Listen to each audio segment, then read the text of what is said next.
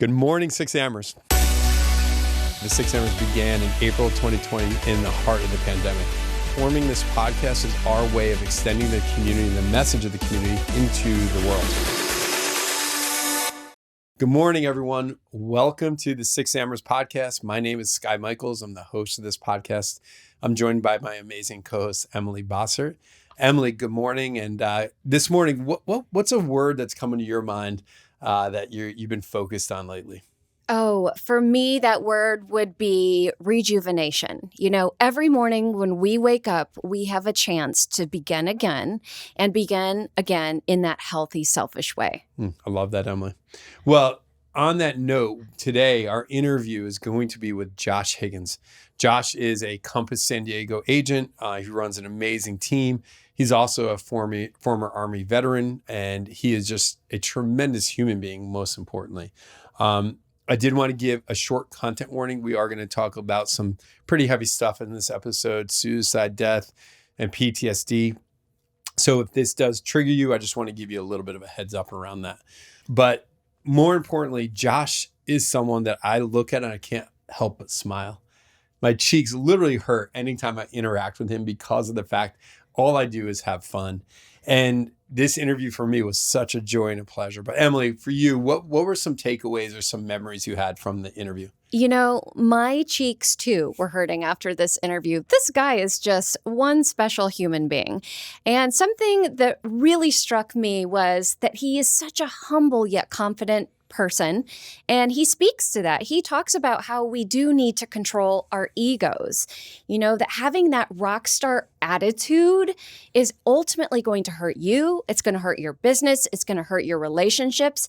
And if you can show up as the human being you are, genuinely, humbly, and confidently, then that's going to really serve you a lot better. Oh, that was such a great aha from that episode. And when you think about checking your ego, when you think about Josh, I mean, the guy was an Army sniper, like he was, great Compass agent. He skydives into the opening, the grand opening of the San Diego office. Like, if there's a guy that should have an ego, it's him. And when you meet him and you talk to him and you interact with him, this man has zero ego and he totally checks it at the door. And anyone listening on this call, like, ego is the enemy, right? Anytime we lead with our ego and we allow our ego to rage, we are going to make bad decisions. And Josh illustrates this lesson in this interview that you need to check your ego at all times. And then the other aha for me was have fun. There's not a moment that I've interacted with Josh, even by text or in person on a golf course or professionally at a Compass retreat or event, where we have not had fun. And he exudes that ability to just brighten up your day when you interact with him. So if you can do that with your clients and your family and your friends, that is just such a great way of being as a human. So well said, Skye. So let's all have fun. Josh Higgins, let's get into it. Josh, if you don't mind, give everyone a quick introduction of who you are and a little about what you do here at Compass. Yeah. Josh Higgins, I'm out of San Diego. I was one of the founding agents down here in San Diego, kind of by accident.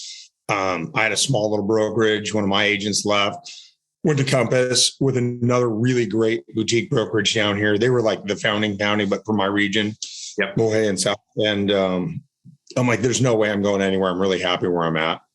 Didn't want to burn any bridges, went into the interview. And I came back, looked at my wife, I'm like, man, this is pretty compelling. So that was 4 years ago. And then I called Jonathan Rosen out of Dallas, just small world, but he was a developer. And he goes, listen, man, this is a bullet train. And his big Texas draw, he goes, man's best thing ever. You better get on. Something like that.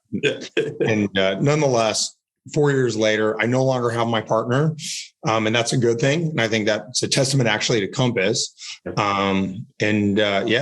4 years later, I've been to just about every one of the retreats. And I think my business has grown over quadrupled since I came to Compass. Awesome. So just on a basic, simple metric, and then just the relationships. And so it's a basic. I have a wife that's way better than me, and two small humans, 8-year-old little boy and a almost 6-year-old little girl. It's awesome. Take us back to the 4 years ago. Like, what was, you're in the interview and you walk out, like, what was it that was so compelling in that interview? Yeah. So I think it's interesting a little bit what we talked about in Austin. I came into the company, I think the way a lot of people did. I came in thinking, oh my gosh, look at all this super sexy marketing. Look how sleek all of this is. When you put the marketing, you put all the triple bifold soft touch, marketing platform. I'm like, oh my God, this is going to change everything. We got a little bit of a marketing budget.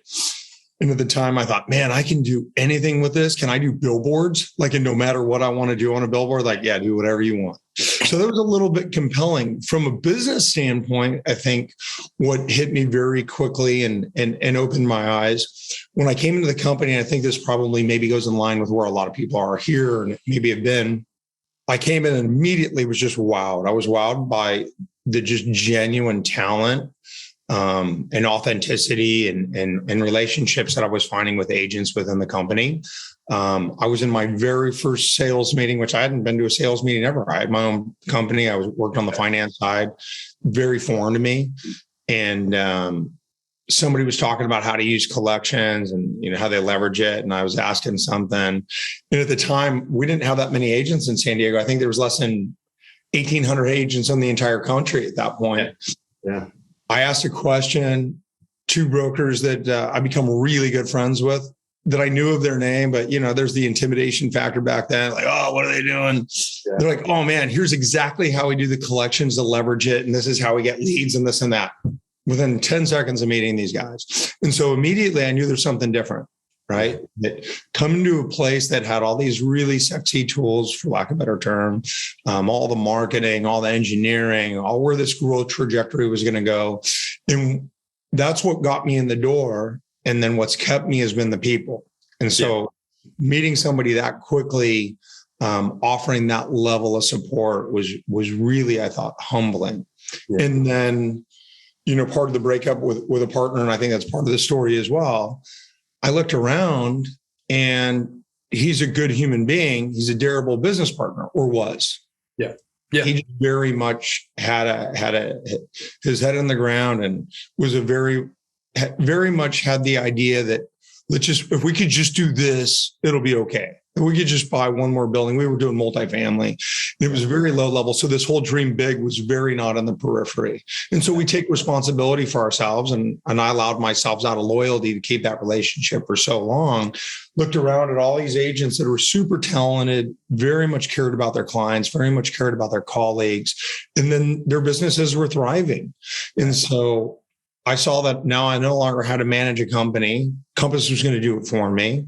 So 100% of 0-0, and then paying a partner 50%. Well, paying Compass whatever I pay him. That was a deal. Yeah, like, this is great. Raise. I'm going to pay 50% to a partner that does nothing. And when I started calling agents around the country that I became friends with later, they're like, "Oh my God, man! Listen, if you ever change your mind, you want to go 50-50, I will partner with you." That's great. So listen, if there's whiskey in this later, you guys can call me and we can talk about a partnership.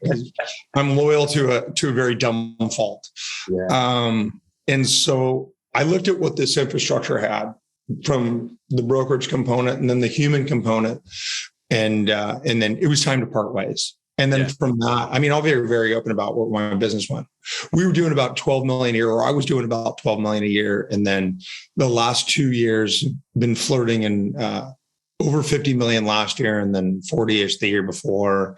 And again, what I find interesting about that statement is, to me, I'm like, it is what it is. There's brokers in this company that do 300 by themselves, and they're amazing human beings, right? They have an assistant or whatever it is. So I think the money metric is a little bit weird, but I wanted to use it more so to just give a very tangible example, how you going from 12 million a year to over 50, became very easy when you were surrounded by really good people that inspired and encouraged you, Yeah. So he went away, and fast forward now 4 years later, and then I went to my first retreat. So it was all these things all happened very quickly.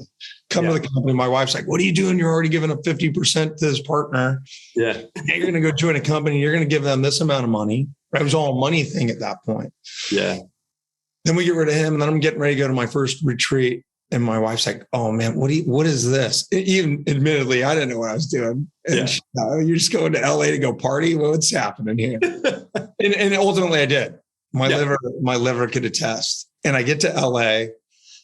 Brandon Walsh out of Lake Tahoe. He used to work for the Blairs, and the Blairs are amazing as well. Yep. And he sent me a message and said, "Hey man, I have a bunch of buddies I went to college with. They're developers down in San Diego, and I want to meet you." Yeah. That was just so foreign to me that somebody from another market. I'm like, what? Yeah. Like, seems like a cool guy, big mountain skier. He's like, yeah, let's meet up for breakfast. And now 4 years later, Brandon's become a very close friend of mine. Yeah. We talk every couple of days, and every now and when a deal goes well, it's good to talk. When a deal doesn't go well, it's just good to have a sounding board. Right. And then from that retreat, just made endless, what I would say real friendships. We've gone on family trips with different agents in the country. I made a referral the other day, and I said to my client, kind of a high profile client, I said, listen, they're going to treat you the same way as me. There's no BS. I know you want to buy this house right away. They're going to tell you if it's good. They're like, this place is trash with a couple expletives. Like, there you go. They got it into escrow like 2 days later. So what I said to them, I go, that's the quality of what we have in this company. Yeah. We have people in all these markets that you can find your tribe and really connect. And so now 4 years later, I was in the military way back. Small digression. I think there's a level of camaraderie that I missed from way back then that I didn't know existed in real estate, right? We're all independent for the most part, or maybe we have our teams. But if we look beyond our team and we look even in our own offices and we look in our own regions and we look around the country, we have all these amazing people. And a lot of agents in the same market, it's not, oh, you're my one strategic partner. We'll get into that later. I think that's super contrived. I have multiple friends in the same market. We all hang out together. Yeah. And they've sent me referrals from other agents in their market. So the point being is, I just think there's a lot of really talented, authentic people in this company. And that's how I started. This is where I'm at. And this is why I'm here. Awesome, man. The military, I can't agree. I was on the college crew team, so it's nowhere near the level of camaraderie that you guys develop in the military. But I do agree. Like, it's like if I see someone wearing a Compass shirt in Chicago, I'm like, oh, are you in Compass? Like, right? It's almost like you see It's kind of weird, but it's cool. And I was KW. I was like, I would never go up to someone. If they were wearing KW, I'd probably like, oh God, like, because anyone that wore KW stuff, that's like a little crazy. Compass, like, I want to wear that stuff with pride. What parallels can you draw from your experience in the military with your experience in Compass, besides like the camaraderie is one, but what are some other maybe parallels? In my time in the military was fairly short, all things considered, right? I have friends that are livers, but I think it was clearly an indelible experience, right? Yeah. You're young. And, one of the first things that happens when you go in the military is they say, listen, you got a battle buddy. And I was in combat arms. And so you have a buddy that's going to go everywhere you go. You got to make sure that they're always there. Yeah. And so we happen to be in this individual entrepreneurial kind of environment, right? We're all waking up and we have whatever it is we're doing to create a pipeline. Is that pipeline just pure referral? Is it we're lead driven, whatever it is? Yeah. But often if you find, and again, one of the agents that I'm really good friends with and works on my team, and my team's not really a team. I just have a collaboration on that. But Evan Jensen signed on to 6AMERS, and he was like, this is like the best thing on the planet. I know other agents that have done it and they absolutely love it. And so I guess my point is, as an individual, your accountability is yourself, and you only know what you know, right? When you can have somebody you can rely on, now you've got 50% extra visibility and intellect and history and all of that. And so the camaraderie component of the military is you're an individual, and yes, you do a lot of things on your own and you train on your own. But at the end of the day, you know that you're in this small unit. You have this many people that support you, especially in like combat arms. And so when you come into real estate, you might be individual, but you have your brokers, you have your managers, you have colleagues that are authentic, that do want to see you do well. In any market, unless there's, only 5 sellers, well, right now it kind of feels that way, but but nonetheless, but there's enough business to go around, and to watch other people thrive, I think, is really telling to their character. And so that camaraderie is that you're not alone. None of us are alone in this, truly not. I mean, there's always somebody that been there, done that. Whatever experience we think is terrible, somebody's been through it X-fold. So I think that's kind of the parallel. We have people that have commonality that we can draw, strength from in this company. Awesome. Well, Josh, I want to be remiss and thank you for your service. And I know we got other military veterans on this call as well. Thank you for everyone. I know you've done a lot of work with groups, like some volunteer groups around like PTSD. Do you mind talking a little bit about some of that work you've done? Because I think it's real. I mean, if it's private, by all means, feel free to. No. I'm all ears on it. So my business is, I don't really have a filter in my life, and this guy probably knows this. I knew I could ask you that. So, and what you see on the screen is you're either going to walk away like, "Oh my god, how do we listen to this guy for 5 minutes?" We're like, "Oh, that was fun. That was a good morning." For me, my business is 100% referral, and it's referral locally, and it's referral from agents around the country. Yeah. In that, in San Diego, just coincidentally, we have a Marine Corps base and we have a Navy base, right?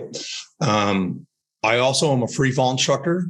Now I don't do too much jumping anymore. We pulled a hat trick for the anniversary for Robert. And then went into retirement a little bit after that. My wife was like, "Man, those were real goodbyes." I'm like, "Man, I'm getting softer as I get older."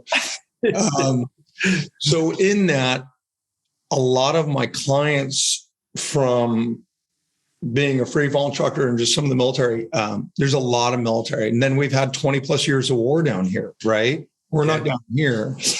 And so we happen to have, and the combat arms down here is predominantly special operations.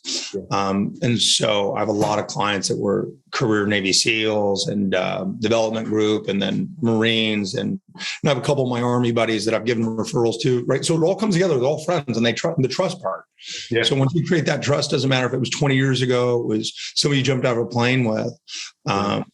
And not to minimize the valet, but it's not, "Hey, I'm valeting, but I'll also take your stock portfolio." Yeah. It was just, there's a different level of trust in that environment. But in that, watching guys that I've been really close friends, one of my best friends is the head of the Navy SEAL jump team. I watched 20 years of PTSD kind of manifest. And then my father was special forces in Vietnam and was severely damaged from post-traumatic stress, and other part of that story wasn't really around. And so there's some clients and that I'm really close with are tied in with some guys that Guy and his wife that started a company called Vets, and they're doing psychedelics and whatnot for PTSD therapy, and it's changing people's life. And I think ultimately it'll end up changing mental health around the world. They're doing things that are not quite legal in all states, but the bounds are being pushed. But PTSD is close to home because of the friends that I have, and then family, having gone through that. I was lucky. I'm way too sensitive. And when I got out, there was, for the most part, peacetime. And so I know that. And if I had stayed in for 20 years, I would have been fully damaged. And I go, guys they were SEAL Team 6 and everything you could imagine of American hero and just a door kicking and monster. And they're severely damaged and they're hurt. And it's not everybody, but the reason I think those hit close to home is, one, the way I was raised and what I didn't have as a kid. And then 2, the relationships I see. And then 2, PTSD isn't just the military, right? We now realize that PTSD is people have traumatic events from so many intimate, terrible experiences, from assaults to car accidents to death, whatever it is. And so I don't think that one category of human gets to own what post-traumatic stress is. And I think what they're doing to spearhead it, because it's so high profile, hopefully we'll have a broader manifestation into society as we digress. As we digress into mushrooms. And on a serious note, though, like what, we have lots of affinity groups, and I know there's a very small one, but like what do you think we can do more to support veterans in Compass or in our country as well? Because that's a question I think, especially watching what's going on in Ukraine, I guess it's just more maybe present now too. It's like we've been at war for 20 years. Right? And with what's happening there, it's heartbreaking and mind blowing. So one of my buddies, I'm on his board. They're taking disabled veterans and teaching them how to paraglide.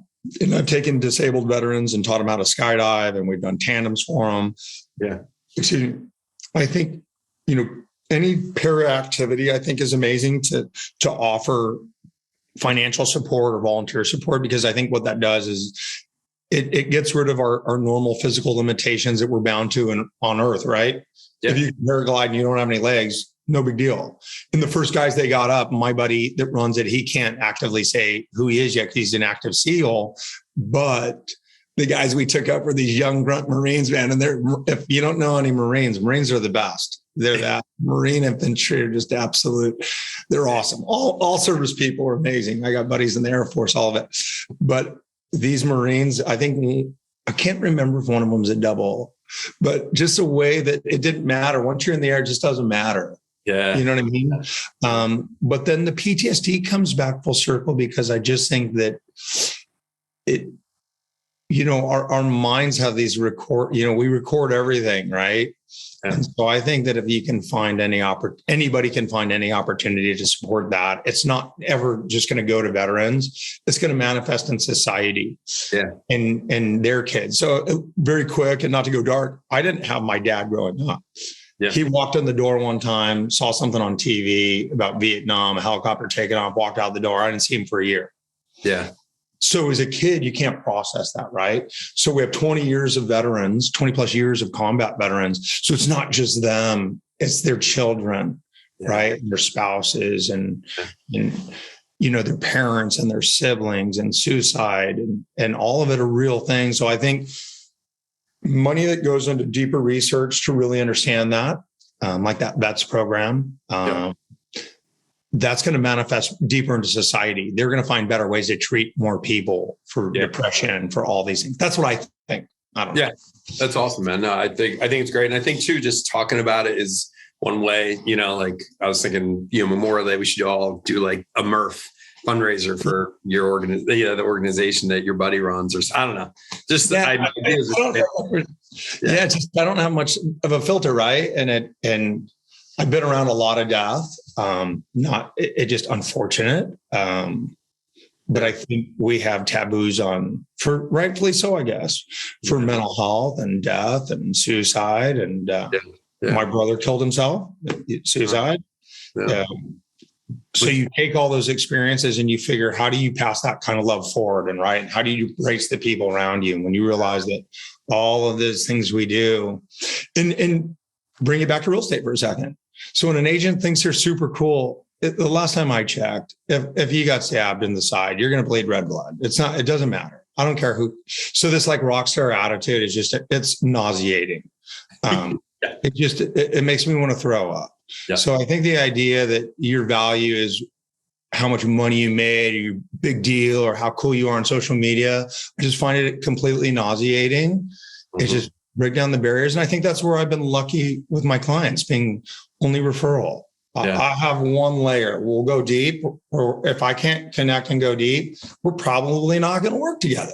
Yeah. Probably not going to be friends. We're probably, care about you. Yeah. I'm not going to drink whiskey till 2 a.m. Josh, how do you're an amazing person. How do you rebound from some of these situations you've gone through? Losing your brother, your dad, right? I mean, I'm sure it started early in life with your father and walking out and like not seeing him. Did you know where he was, or was he like gone? Like he would be gone and come back. And then now I have an incredible relationship with him. Yeah. But it took like a decade of constant therapy for him to have the life he has now. Yeah. Yeah. Right? And if you met him, he's an incredible human being. Yeah. Everybody meets my dad. They love him. Yeah. But they didn't see all the damage. And again, he was very sensitive, and I got that from him. Yeah. How do you rebound from that though? Like your brother died, what is it that you do to show up every day? Like I just know when I get around you, like I just smile. Like we just, I wish I, could get coffee with you every morning. Right. It's like, we can do that. We do have to make a little more money, get that hybrid jet, man. But how is it that you can like rebound from some of these situations, or how did you rebound from some of the situations you've gone through? What can we learn?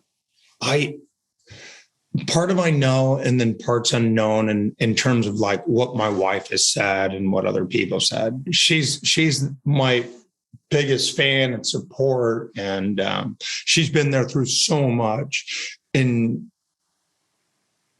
has done her own analysis of me, right? Where is she? Get her on right now. Get her on. If you guys get her in here, you just want to talk to her in a good way.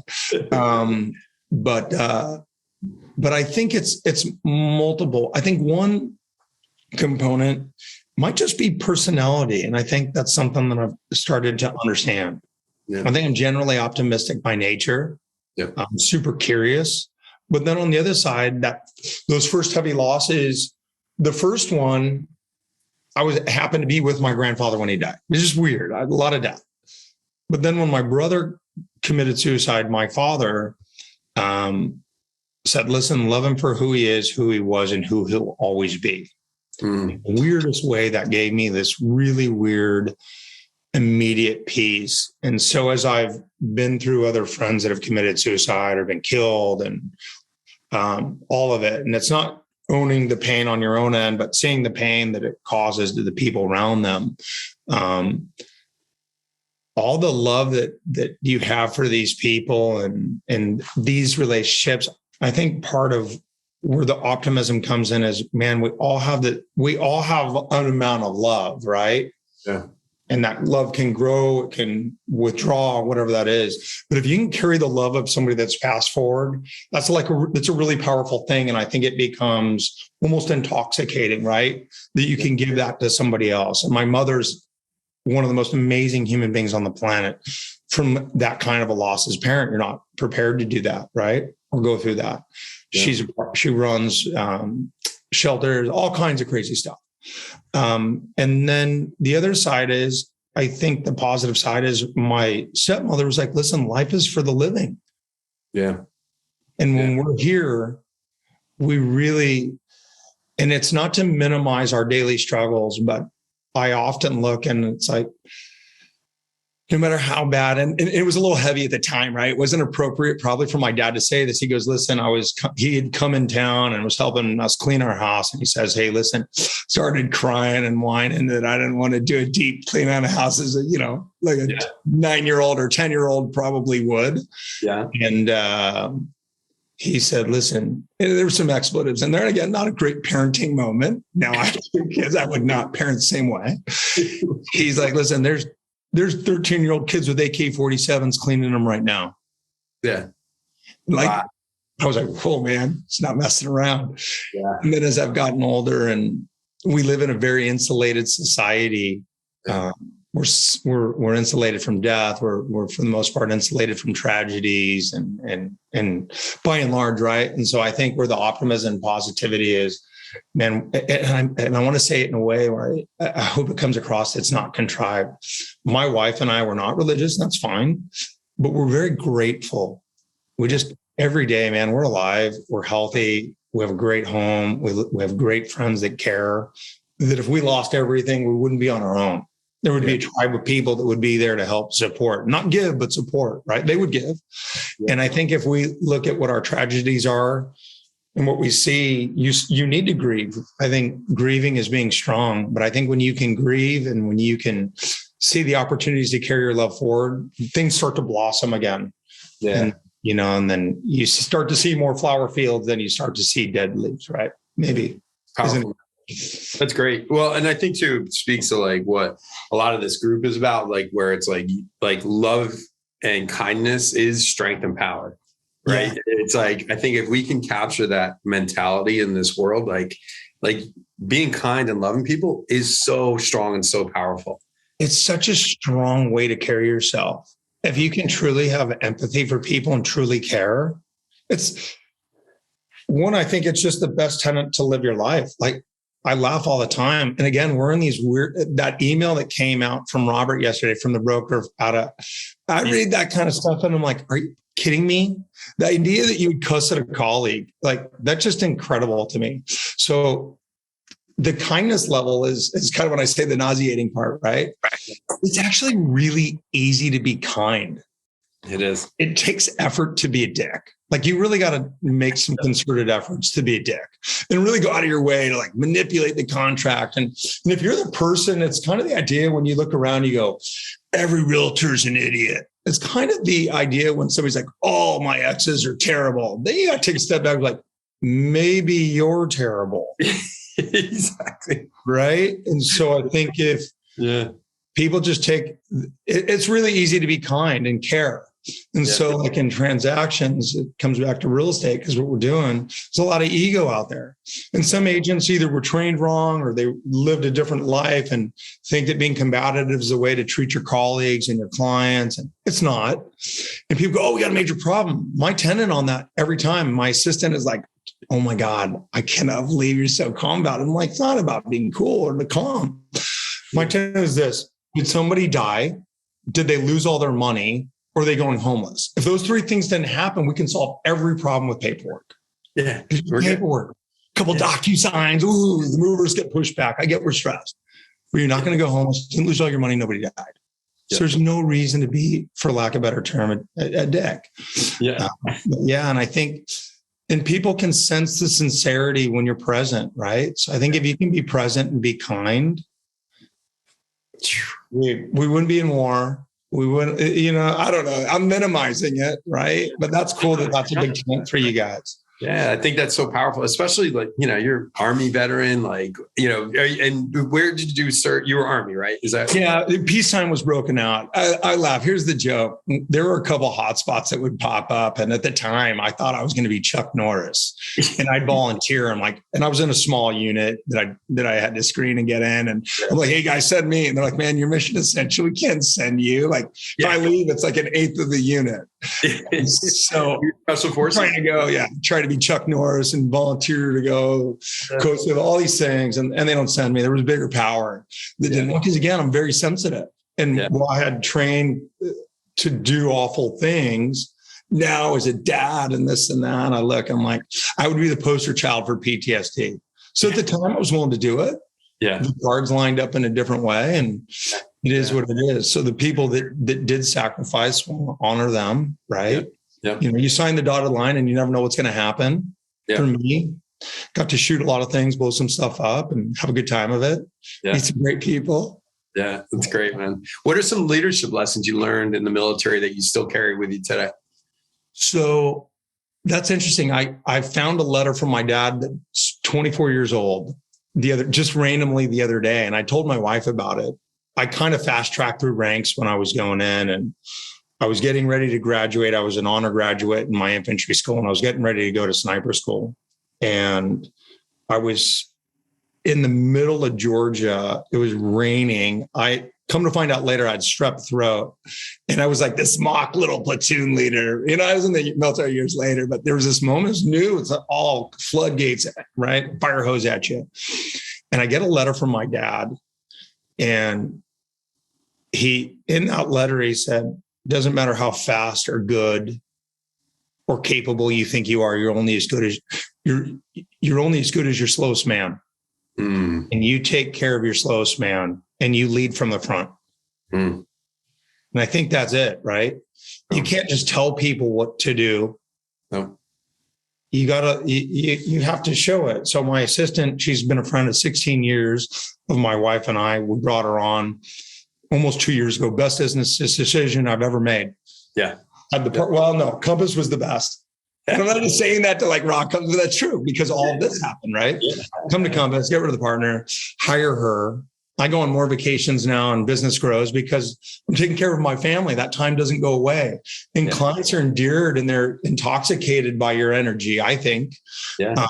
And so with her, she'll make a mistake here and there. And she's like, oh my God. And one, I'm not a yeller. Yeah. But then two, I look at her, I'm like, you don't have 20 years locked up in your head. Like, how could you possibly have known that? Yeah. Okay. So here's how we do it. Second time, cool. Second time's another teachable moment. By the third time, it's going to start costing people money. We should slow this down. Yeah. I write this on a whiteboard or something. And she doesn't. But the point is, you have to lead, and you're only ever going to be as fast as your slowest person. Yeah. I think if you can make, and that goes into the kindness of other people. If you can take care of the people around you, a lot easier to cross the finish line together. So powerful. And I think too, it speaks to that collaboration without ego and everything that we talk about in Compass, right? And I love too, even just the leadership from Robert of sending that email. Like, how much as a CEO, like, it's got to take some strength, we'll say, to be able to say, hey guys, this is how I want you to act. Yeah, I think it's awesome. Sometimes people need to be reminded, why are you being a jerk? I had a buddy in the Army. Here's a really good teachable moment. He's one of my best friends of the day. He did a bunch of stuff with federal law enforcement and all. It's had a very storied career. He was good. And we got into it. And he looked at me and he goes, man, listen, I love you like a brother. You just need to apologize. Just stop. Just stop. And if it came down to blows, he would have wiped me out. He's a tough man, but he's amazing. And he's like, listen, just stop. And it was all ego. And when I stopped and calmed it down, I'm like, you're right. I was wrong. Dude, the ego. I think it's hard for us to admit when we're wrong. And I think it's easy to be like, you know what? I'm sorry. I've had clients go, I don't like that you said that to the client, whatever their perceived thing that they created that they don't want to hear. And instead of battling them, I'm like, hey, I hear you. I appreciate that. I won't do that again. Yeah. That's awesome, man. How do you check your ego because, as a hard charging individual, like it's probably, and you're jumping out of planes, you're all cool. Like, I'm sure I'll talk to my family, but literally, like when you're doing cool things, sometimes your ego can rage, right? It's a normal thing. How do you check yourself and say, all right, I can feel that ego, ballooning. Let me just tone it down. Is there anything you go through mentally, or is it just like catching yourself? Do you know what I mean? I think there's ego in our industry for sure. Yeah. Right. And I think we're all designed to have ego. And when you start to see your numbers go up, you start to see the deals go, the off market, and start putting stuff together, you feel good. And I think you should feel good and you should be honored and honor yourself and feel good about it. But then I think when you take that step back and we look at an agent that does 5 million a year and you take that dollar amount and you're like, if you had that money in any other industry, like you're a performer, right? So it's not like, oh, you only did 5 million a year. You only did so once you get past these numbers, you look what that was as a paycheck, you're like, that's real money. Yeah. So then you look at somebody who does 300 million a year, you're like, that's just good for you, man, or gal, it's great. You've earned it. Whatever you've done well. If you want a team, great, run your team. But I do think like the easiest way to check yourself on ego, open the news. Yeah. And no matter how bad we think we have it, and some of us do have it bad. Yeah. I mean, and not to like turn it dark, but there are literally people around the world that wake up and don't know what they're going to eat. I spent a lot of time in Central America. Babies are raised on the side of the road. I mean, they are, you know, and so no matter what it is we think we're doing, how cool we are, all this stuff that we acquire, if your time is so valuable that you want to buy fancy stuff, great. But when you're dead, nobody cares. And I know that because I don't think I've had a year without multiple people getting killed. Yeah. And so when people go away, you know what? I don't remember any of them for any of their stuff, for their jobs, for any of that nonsense. Just who they were as people. You have your bye-bye beers and you're like, man, they were rad. We had some good memories. Yeah. So. Awesome, man. So we got to wrap it up, but what's next for you? What's you got? You've been growing, you've been doing great. You're happy, you got great family. Like what's next? What's on the horizon for you, Josh? Work has been very favorable. We're really we have a 10-year anniversary coming up and we've been trying to really just spend our money on taxes and travel. It's like the best investment ever. Yeah. The taxes, but what's next for us is we're really trying to honor, like yesterday I had a deal that was canceling. A good example. I haven't had a deal cancel in years. Yeah. Yeah. And it was stressful. And the way that they were wanting to cancel was not very sensical. And that's okay. They needed guidance. And my wife had stuff. And so I had the kids and my kids wanted to do a lemonade stand in the midst of all of this. She's like, my wife's like, are you going to do it? I'm like, well, yeah. And I did it because the point is, we're not going to get any of this time back. Yeah. And so moving forward, I'm trying to make sure that I can be more present. And and set boundaries with clients in an appropriate, nice way. And my clients respect that. Yeah. So that moving forward, it's really trying to create that time to keep building memories, because we're not going to get them back. My kids don't care what deal you close or not. Yeah. If anybody has kids, man, that's the biggest. Like, if you want to get rid of your ego, just go have kids. So true. Yeah. So true. So that's it moving forward. Just trying to spend a lot of time with the family and kids and work on some development deals and try to be creative within our real estate space. And it's good stuff, man. Yeah, exactly. You got to get together. Thank you guys for having me on here. I really hope I didn't ruin any mornings. Well, it's so cool, man. I mean, once again, it's so cool to talk to you. And like I said, we've been connecting, and at the retreat, I was like, I cannot wait to interview you. And I'm just so happy we finally pulled it off. And I appreciate it. Yeah, man, I guarantee you've inspired a ton of people on this call today. And just, once again, it's just great to be able to connect. And this is Compass, right? You are Compass. It's authenticity, it's realness, it's kindness, it's love, it's power, it's strength. It's confidence, not ego. It's everything, all the above, man. And just really doing this, right? Yeah. So just fun, man. What's your one piece of advice moving forward for the rest of this year you can give them? Go deep on all your relationships. Yep. Just go deep. And if you can't, that's okay. Move on. Yeah. Because the idea of prospecting is a little bit more contrived than just going deep and understanding that. Yeah. And that deep relationships become force multipliers. Love that. Say that term again, because that's a military term I love. Force multiplier. Like Green Beret kind of thing. Like when you go deep with somebody, right? And you have that real connection, it's not peripheral, it's not surf, it's not just going to hit them and bounce off, right? When you go deep, that you've now connected, you're in there, and then that will permeate through them into somebody else. And they're like, oh, you got to meet this person, or you got to meet this person, Josh. They're amazing. Yeah. And that's where your force multiplier comes in, right? But you can only do it if you go deep and really connect with people. I think. So good. And my mindset for everyone on this call is like, we always look at the person, like the likely to sell person, right? We're always looking at an individual, but we forget that individual knows 200 other people. Yeah. When I say I'm 100% referral, I literally don't do any marketing. So the marketing center is awesome. I'm not good at it. Yeah. It's okay. I could probably make more money, I guess. But I'm happy with the tempo and the relationship. So it makes it fun. I get to work with friends. It's awesome, man. Yeah. So that's it. I would go deep. Go deep. Be a force multiplier. Create force multipliers. I love it. Love it.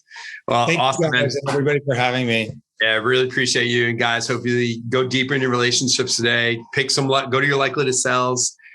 Pick out one person that you love and go deep. Ask them a coffee or whatever, and just use that likely to sell as your target locator, right? That's like, all right, that's my target, because I'm going to go have fun with that person. And that's be human beings. Thanks for listening to the 6AMERS podcast.